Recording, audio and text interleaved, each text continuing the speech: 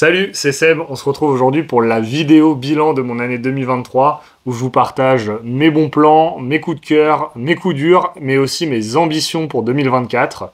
Bref, un récap de cette année et de ce qui arrive. Et en parlant récap, voici un court best-of juste pour toi de mes plus belles images 2023 partout autour du monde.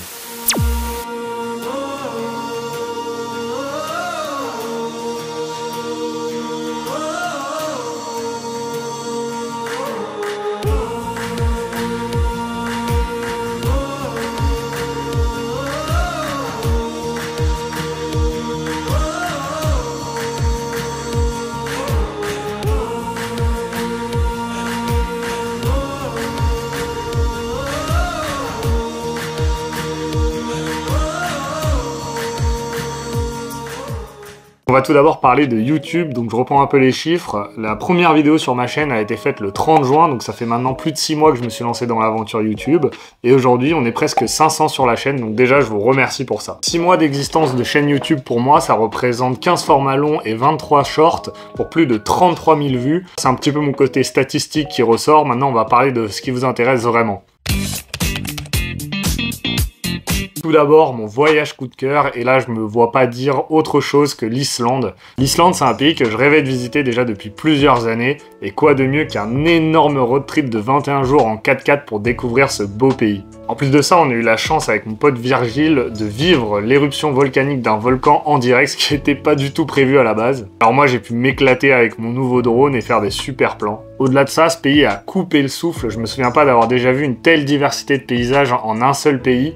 Et maintenant, il me reste plus qu'à y retourner en hiver pour voir des paysages gelés et pourquoi pas des aurores boréales. En tout cas, si je peux vous donner un conseil, allez en Islande, c'est un voyage d'une vie, c'est vraiment incroyable à vivre. On enchaîne tout de suite avec ma randonnée préférée de cette année 2023 et ça se passe à La Réunion avec l'ascension du Piton des Neiges.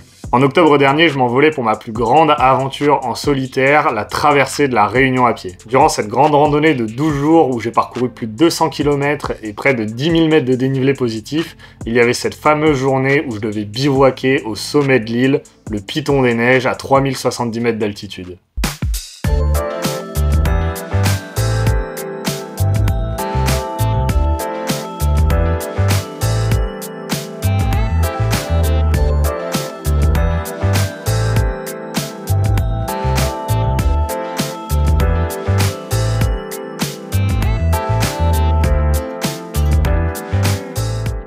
Alors bien sûr, les paysages autour de moi étaient magnifiques. Mais ce que je retiens le plus aujourd'hui, c'est les émotions que j'ai ressenties en arrivant en haut, seul, au sommet, à plus de 3000 mètres d'altitude. C'était vraiment incroyable. Alors c'est dur d'exprimer ce que j'ai ressenti en arrivant là-haut, mais c'était beaucoup d'émotions. C'était un mélange entre une fatigue physique, un sentiment d'accomplissement, et vraiment des paysages à couper le souffle autour de moi. C'était vraiment un moment très fort de cette année 2023 personnellement. Et enfin, je vais vous parler de mon expérience coup de cœur de cette année 2023 et c'est un truc qui m'est tombé dessus juste après la traversée de la Réunion que j'avais pas du tout prévu dans mon programme de cette année. Et je parle bien sûr de mon aventure dans le désert du Sahara avec les Touaregs.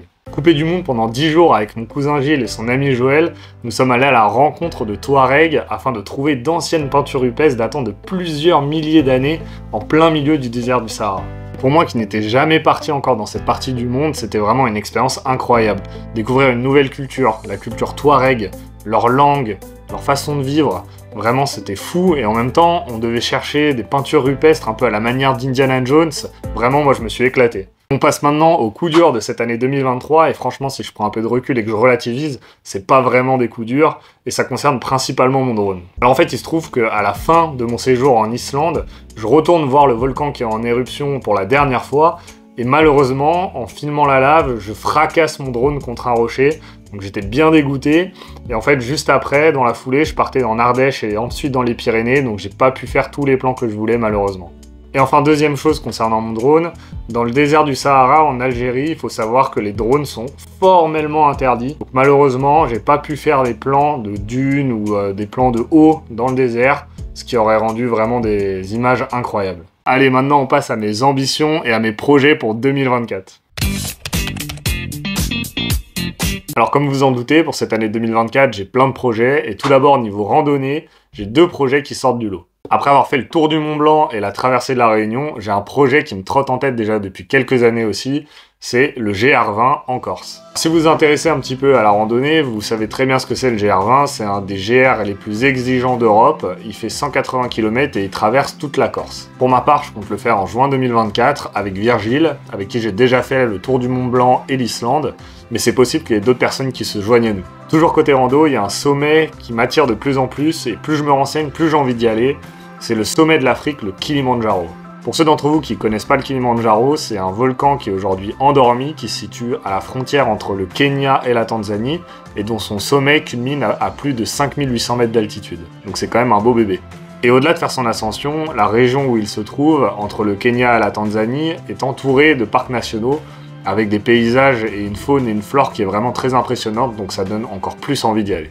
Dans un autre style, j'aimerais beaucoup me mettre à la course à pied, et plus précisément au trail. J'avoue que d'avoir vu quelques grands noms de la discipline, dont ce monsieur, François Daen, faire la Diagonale des Fous pendant que j'étais à La Réunion, m'a beaucoup donné envie de me mettre au trail. Donc en plus de faire de la randonnée, je vais m'essayer au trail au cours de l'année, et je vais voir si j'y prends autant de plaisir qu'en randonnée. Tout ça fait une transition parfaite pour mon prochain projet, parce que quoi de mieux pour s'entraîner au trail que de vivre proche de la montagne, et pourquoi pas à Barcelone. Et oui, début février, je m'envole pour Barcelone pour vivre 1 an là-bas avec ma copine, et pour moi c'est un peu une nouveauté, j'ai jamais vécu à l'étranger, donc je sors un petit peu de ma zone de confort. Pour y être déjà allé quelques fois, je sais que c'est vraiment une belle ville, donc je me fais pas de soucis. Maintenant il va falloir que je trouve un travail là-bas, et ça risque d'être un peu plus compliqué. En tout cas, une chose est sûre, c'est que j'ai vraiment hâte d'y être et de commencer l'aventure. Et enfin, niveau gros voyage ou road trip, j'ai plein d'idées en tête. J'aimerais notamment tester le grand froid, parce qu'après avoir testé les paysages tropicaux et désertiques, ça me permettrait de boucler la boucle. Donc je me laisse encore quelques mois de réflexion pour tout ça, et dès que j'aurai choisi une destination, je vous tiendrai au courant.